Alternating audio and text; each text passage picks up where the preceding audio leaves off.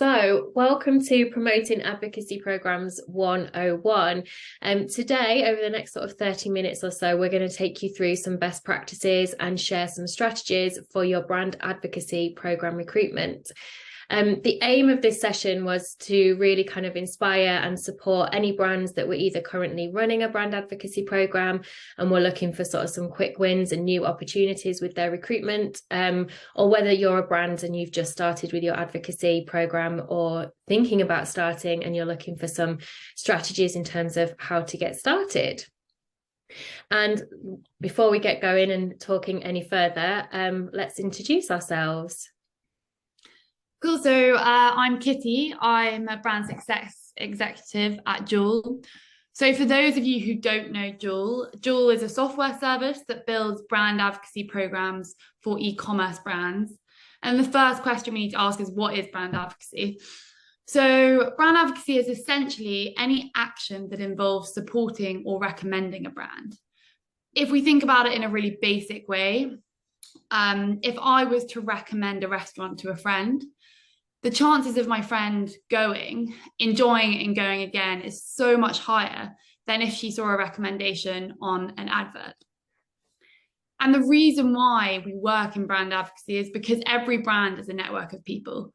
Therefore, every brand is a potential goldmine of advocates. Within that network sit loyal customers, social followers, employees. And essentially, Joule's goal is to help brands connect with the different communities within their network and unlock the power of brand advocacy by building gamified programs where brand fans can complete tasks such as referring a friend, and they can earn points, level up, and unlock rewards. So that's kind of what we're all about at Joule. I at Joule work with lots of different brands and help them manage their programs. I also work with the CRM side of things. So I help brands scope out hyper custom flows, which they can use to engage with their advocates within their programs. But yeah, lovely to meet you all. Thanks, Kitty. I'm Verity. I'm commercial strategist and I head up the branding community here at Joule. So I work really closely with our brands and I consult on their brand advocacy strategies. My background, I'm fairly new to Joule at the moment, but my background has come from fashion retail predominantly. But most recently, I've just come from running my own social media and content creation agency for fashion and lifestyle brands. So yeah, welcome everybody. And I'm excited to share some top tips with you today. So in terms of what we're going to cover over the next sort of 30 minutes or so, we're going to just delve into who is a brand advocate. I appreciate that some of you that are already running brand advocacy programs will have an idea of who your advocates are already. But we just thought this was really important just to touch back on that and what that looks like. And then we'll delve into how do you recruit them for your program. And we're going to break that down over 3 areas, which will be e-com, social media, and your CRM strategies. There will be an opportunity to ask any questions at the end as well, so you can pick our brains. But if anything pops up while we're talking through this, then feel free to pop your questions into the chat function and we'll get those answered for you at the end of the session. So who is a brand advocate? So these are real people. They absolutely love your brand and they really do want to see you succeed because they genuinely and actively use your products. And what's really powerful about brand advocates is that they have a really powerful way of talking about your brand through word of mouth and different kinds of content on their social channels. And, you know, they're going to be talking to their friends, their family, they're going to be talking to their community on and offline. And that is so powerful, as Kitty kind of mentioned at the beginning. But in terms of finding those people, obviously, these are the people that you want to find. But in terms of finding these people, we can kind of break these down into kind of different personas, which Kitty is going to have a look at. Yeah, so as I mentioned before, a brand is made up of a network of people. And a first example of someone within that network is a customer.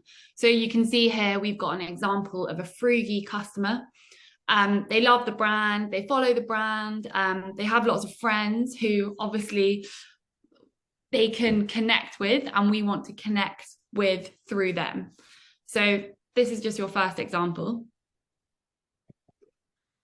Next up, we've got a socially active customer. So this is something we can call a brand ambassador.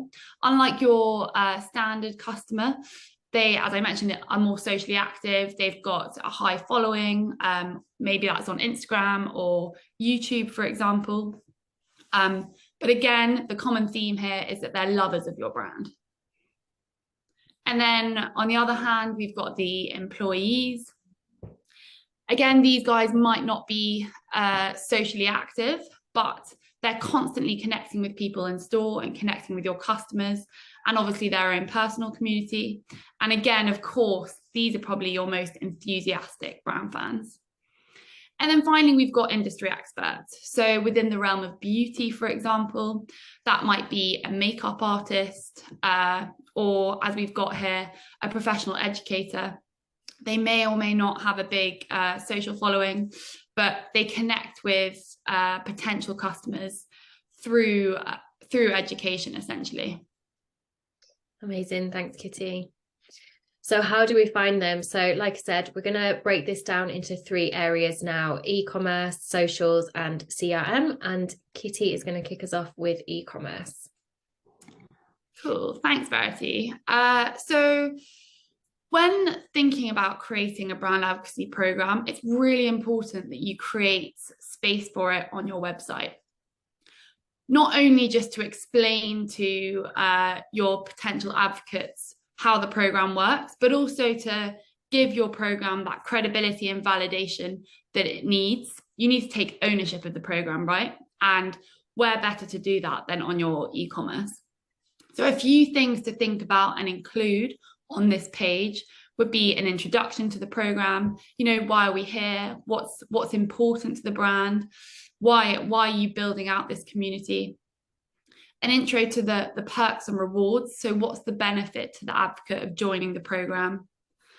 A how it works section. I understand that this may vary brand on brand, depending on how you're implementing your advocacy program. But at Joule, the way our program works is advocates can sign up. They'll be able to complete challenges or tasks, and they can earn points for those tasks. And as they earn points, they'll level up through the program. And as they level up, they'll get rewarded. So that's the basic format on our end. If it's an application-based program, we'll need a few program requirements. So for example, if it's a social commerce program, there might be a minimum social following required. This part's really important because it helps do some of the screening for you. If it is a moderated program and you're making it application based, then you want to make sure people know, so you don't have an abundance of signups of people that won't actually fit within your community. And then I think it's always really nice to share some community pieces. So again, if it's a social commerce program, that would be sharing your hashtags, getting some content onto that page. And yeah, shouting loud about all the great things you're doing. And then last but definitely not least is a CTA. We want to make sure there are CTAs throughout this page. If it's application-based, apply now. It's really important to use that terminology instead of signing up, just to make sure that anyone who wants to get involved is, again, aware of the process. So on the left-hand side here, we've got a few different examples. We've got Stripe and Stare at the top. They've got a really nice excerpt on how their community works. We've got Monica Vinegar in the middle, where they're sharing examples of what's required to sign up to their program and what the benefits are of joining. And then we've got Tropic Phil at the bottom, who've got a great section on their different tiers, how their program works. They've made this really creative and engaging with all of the different icons and whatnot. So keeping all of those things in mind is really important. Great. And then a few top tips from my side. So starting off with UGC, user-generated content performs so much better than anything you can do in a studio. So where possible, I would have UGC throughout this page. And again, remember, we're talking about your network, we're talking about your community. So let's put them at the front and center of your e-commerce page and make it all about them. Get creative. It's really important that the content's engaging and exciting. I like to think about this in reference to different campaigns. Can you remember any particular billboards that really caught your eye? Were they memorable? Probably. We want to engage people with the content. Maybe this is slightly dark humor, but one I've picked out here is a funeral directory advert that we saw on the tube the other day, and it says, "Come a little closer." So that stuck in my mind. And that's the sort of terminology and fun you can have with the content on your page and throughout your comms within your advocacy program. Clear CTAs. This might sound a bit obvious, but it's so important to make sure that you've got CTAs throughout your page so that we're capturing your advocates at every possible moment. Obviously, don't overdo it. We don't want to spam them with buttons everywhere, but just make sure these are clear and visible. And then finally, talking about visibility, at the end, we really want to make sure it's visible on your website. Don't make it impossible to find, whether it sits in your nav bar or your footer. Make sure it makes sense within the flow of your whole website and it is easy for your advocates to find. Great, thanks, Kitty. Cool. Okay, so we're going to now have a look at social media. I feel like I could talk about this for days, so I'll try and keep this brief.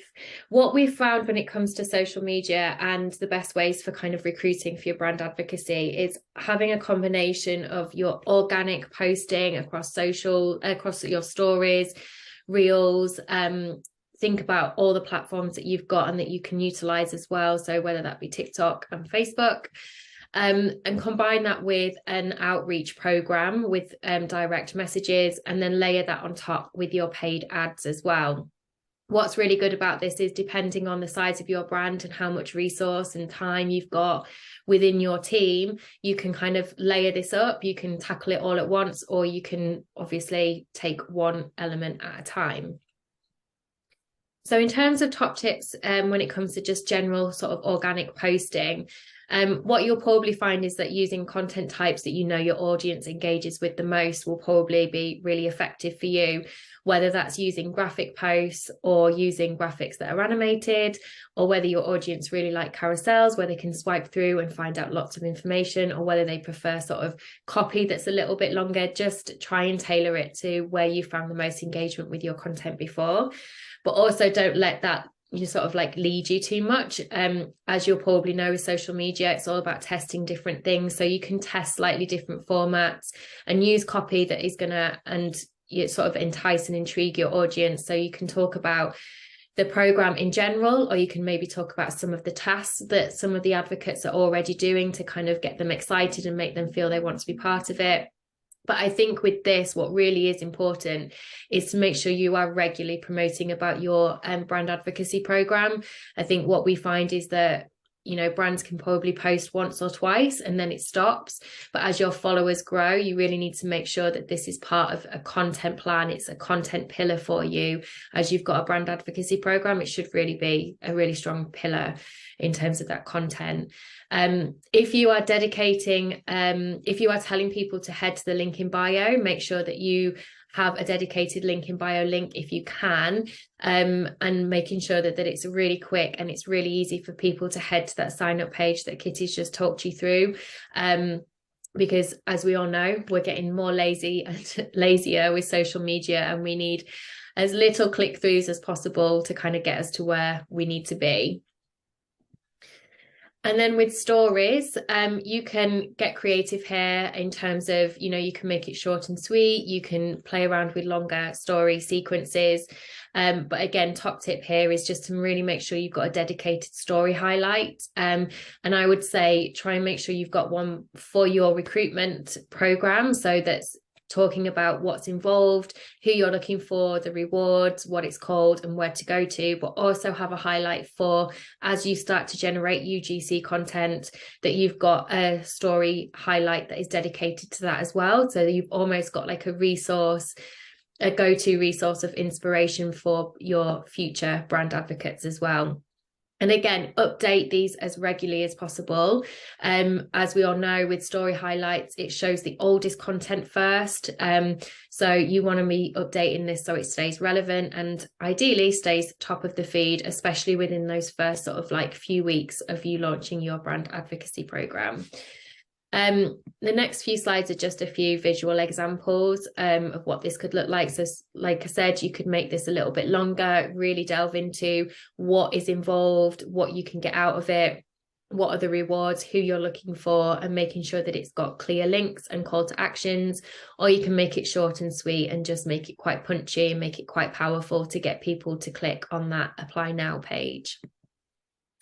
And then in terms of sort of what we've seen work really well in terms of conversion rate, like I've just said, it's really breaking that down into 3 different sections in terms of what you're calling out. So who you are looking for and what does that look like, the rewards that they will get for being part of your brand advocate program, and then calling out the brand title for your program. And like I said, just a really clear link in there so they can get through to that apply page as soon as possible. And then layering this up with an outreach program, which looks at direct messages. To be completely honest, this is quite time consuming, but really important in terms of really building up your brand advocates, especially in those first few weeks. This will depend again on the size of your team, how much resource you've got in there, but it's really important that you dedicate time to this as much as possible, ideally every day. But I've just included a few top tips here in terms of what will really help you. So maybe having a template that you can use, and then having a list of people that you want to obviously outreach to and speak to. So this will be your creators, your advocates. And the way to kind of find those guys is to utilize hashtags. So these might be hashtags that you will find that your target audience might be using in their everyday kind of hashtags and everyday content.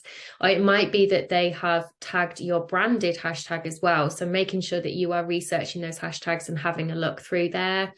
It might be that you're looking at brands who have a target audience that is similar to yours. And then also looking at competitors as well, seeing who they're working with, having a look at their aesthetic, seeing if it aligns to yours, seeing if you really like what they're doing. And it might be people that have tagged you as well, so making sure that you are checking all of those areas. It might be people that have mentioned you in a comment on a friend's page before, but they're talking about you in a really positive way. So it's just about really, like I said, it's not a quick win. It's, you know, it's kind of time consuming, but it's really, really powerful. And what's really special about this is that if they are a brand fan of yours, they will feel really special. They will feel really part of something exclusive, that one of their favorite brands has actually outreached to them and invited them to be a brand advocate for them. And that is the most powerful thing that you can get out of that. And also, just if you find that you're spending quite a lot of time with your outreach, with the direct messages, but not necessarily getting a great return, just have a look at your messaging, have a look at, you know, just evaluate whether you need to tweak it slightly. It might be that you need to make it a little bit more personal, just to make them feel even more special. And if you feel that you're not getting the right audience kind of signing up from it, then just evaluate kind of where you're going and where you're looking for them. But in terms of the message, just making sure that it's got a link again straight through to that sign up page to make it really simple. And then with the paid ads, this is probably where we could talk for ages on the paid ads. But I just, again, wanted to share some top tips in terms of where to get started. With ads, like with anything, it's just about testing as much as possible. And you want to get to a stage where you can optimize them as soon as possible as well. I can't really sort of go into what kind of campaigns to start with and what that funnel might look like. But I think, again, this all will depend on what kind of budgets that you have got as a brand. If you're a smaller brand and you've got a smaller budget, it might be something that you want to start with a traffic campaign that is taking them straight through to the sign up page that we talked about at the start. If you've got a bit more budget, then you could potentially run traffic and a lead gen campaign just to kind of test the two and see where the better results are coming from. But where we found the best conversion is where you get to a point where you can use lookalike audiences, especially lookalike audiences from your current brand advocates. But make sure that you do use your ideal advocate to help you define the targeting for your ads as well. And in terms of the creative and the copy, again, looking at that criteria where you're shouting out about who you're looking for and the rewards that they're getting. And again, the creative with this needs to really be aligned to what that sign up page looks like. So when they do hit that page on your website, it's all aligned, it's all on brand. So it's a really trusted source where it's come from. Oh, sorry. I think I've just skipped a couple. Oh, sorry, guys. I think. Oh, there we go. Yeah, I think it's me all over again. So to add to all of that, we've pulled some info on CRM. So of course, with any advocacy program, you want to be tapping into your current network. And where do lots of your customers sit? It's within your CRM. So thinking about email must-haves to start with, what do all of your emails need to include? Well, it's very similar to what I mentioned on the ecom page. It needs to include a program intro. We need to get them excited. We need to explain what perks and rewards will be available. So what's the benefit of signing up or applying, essentially? How does the program work? Program requirements, all of those bits we went through. Make sure that's in the email. I'm not saying make it an essay. You can make it short and sweet, but still include all of these items. And you can also do this whilst making it engaging at the same time. And then again, of course, the same applies with the CTA rule. Make sure you've either got an apply now for an application-based program or a clear sign-up CTA, and that fits consistently through the flow of your email. So at every opportunity you've got for them to engage and apply or sign up, that button is there. So when we're talking about CRM, always remember to think about it in terms of a sequence. So it's never just one standalone email. It always needs to be an email flow. So with an advocacy program, when launching, we always advise that you soft launch first. So a soft launch is to a really exclusive select group of advocates. That might be 50 to 100, for example. And within that original email, I would shout loud about that exclusivity. So point out that they've been especially selected to be the first to sign up. And then this will be your opportunity for these really avid brand fans to engage with your program, do a bit of user testing, give you some feedback before you then go on to do a hard launch and push it out to your wider audience. And for the initial hard launch email, again, you just got to get them excited about the program and make sure that you're showcasing UGC and some of the UGC that you've collected from that initial launch. That we find always performs best and drives those clicks throughout your emails. As part of the sequence, you want to make sure there's a follow-up. I would usually allow around 3 to 7 days to send this follow-up. And at this point, let's bring in an element of FOMO. We all know what FOMO feels like, and it's not nice, but it's a good way of pulling you in. So at this stage, I'd potentially tell a member story and showcase what they've won as part of the program. Really let your audience know what they're missing out on and what they could be a part of. And then finally, if we still haven't succeeded, there's the opportunity to use a last chance email. And what I advise at this stage is creating that sense of urgency. There's nothing like a competition to engage users. So for example, you could give them the opportunity to win something if they sign up within the next 48 hours. Create that sense of urgency, create that sense of immediacy, and get them interested, get them to sign up, click through. Once they're in, we know that we will trust the programs that we will have set up, and they'll be engaged and they'll start performing tasks. So yeah, the main message here is always think about your message within this flow sequence. Amazing, thank you.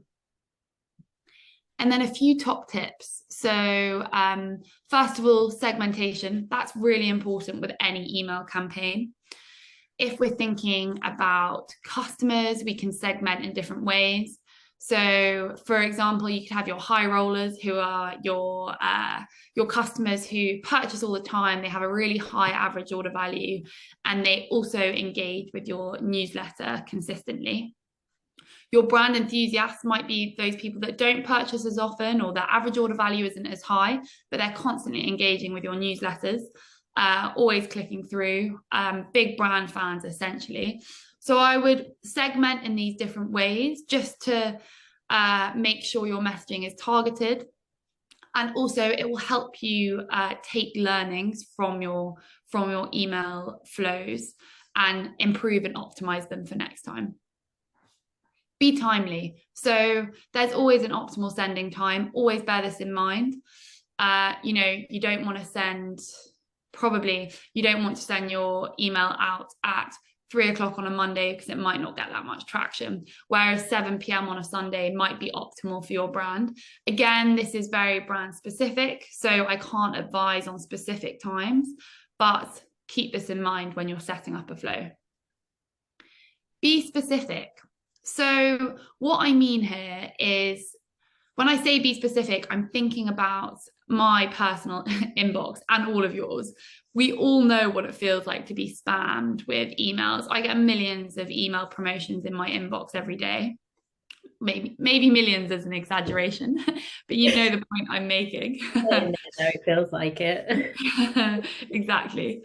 So my advice to deal with this issue is to be specific in the way that, when I say be specific, explain to your advocates why you're giving them the opportunity to sign up to the program, or why you're giving them a specific reward.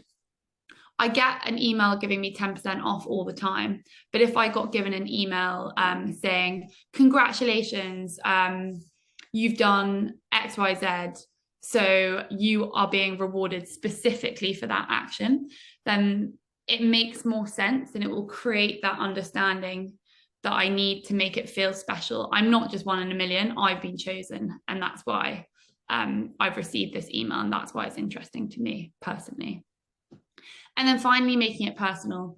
Quite similar to being specific, but make sure you're always personalizing all of your emails, and where possible, using customized content and copy. It makes a big difference to say hi Verity instead of hey all. That's targeting, that's being specific, that's also being direct to your user. And yeah, that's kind of it on CRM. Great, thank you.